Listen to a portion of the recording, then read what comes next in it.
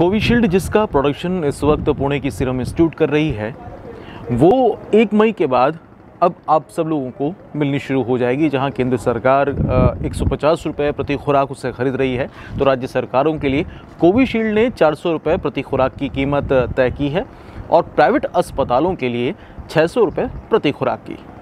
अब दरअसल जो ये अलग अलग कीमतें हैं, इसे लेकर एक नया सियासी बवाल पैदा हुआ, जिस पर सवाल ये उठाए जा रहे हैं कि कोविशील्ड इस वैक्सीन की कीमतें अलग अलग क्यों हैं।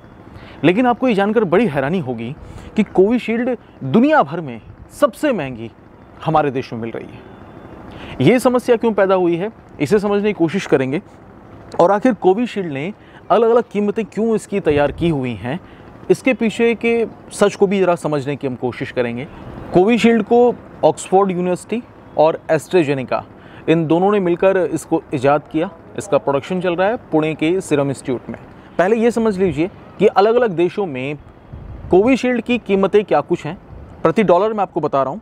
दरअसल अगर हम प्राइवेट अस्पतालों को दी जाने वाली कीमतों का जिक्र करें तो 600 रुपये, तकरीबन $8 इंडिया में। सऊदी अरब और दक्षिण अफ्रीका में कोविशील्ड करीबन $5.25 के हिसाब से, अमेरिका और बांग्लादेश में $4 के हिसाब से, ब्राज़ील में $3.25, इंग्लैंड में $3 और यूरोपीय संघ इसे $2.25 से लेकर $3.5 की दर से इस वक्त ख़रीद रहा है।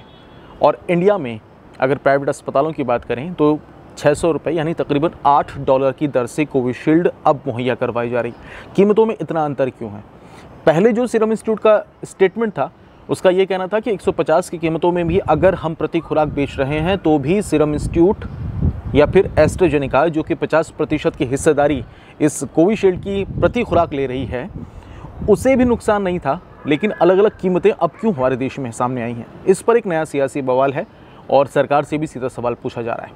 लेकिन इस पर सीरम इंस्टीट्यूट का एक बयान ये भी है कि ये सौदेबाजी तब तय की गई थी जब इसके जोखिम और ये दवा क्या कारगर साबित होगी, इसे लेकर भी कई तरह की आशंकाएं थी। तब अलग अलग देशों के साथ, केंद्र सरकार के साथ ये तय हो गया था कि वो 150 रुपये प्रति खुराक के हिसाब से प्रति डोज खरीदी जाएगी। अब सीरम इंस्टीट्यूट का ये कहना है कि शुरुआती जो 10 करोड़ खुराकें केंद्र सरकार खरीद रही है, वो 150 रुपये प्रति खुराक के हिसाब से सौदा जो तय हुआ था उसके हिसाब से अब दी जाएगी। इसके बाद अगर केंद्र सरकार और कोविशील्ड का ऑर्डर देती है तो उसके लिए राज्य सरकारों को जो दर तय की गई है, यानी कि 400 रुपये प्रति खुराक के हिसाब से, इसी दर पर केंद्र सरकार भी नई खुराकें नए ऑर्डर के हिसाब से खरीदेगी। तो सीरम इंस्टीट्यूट का एक नया पक्ष ये है। इस महामारी के वक्त में ज़रूरी है कि हम पॉजिटिव चीज़ों पर ध्यान दें, लेकिन क्या इन चीज़ों को नेगलेक्ट कर देना, इन पर ध्यान ना देना, क्या ये वक्त की ज़रूरत नहीं है? अपना जवाब आप कमेंट बॉक्स में ज़रूर देना और न्यूज़बुक को सब्सक्राइब करना बिल्कुल ना भूलना।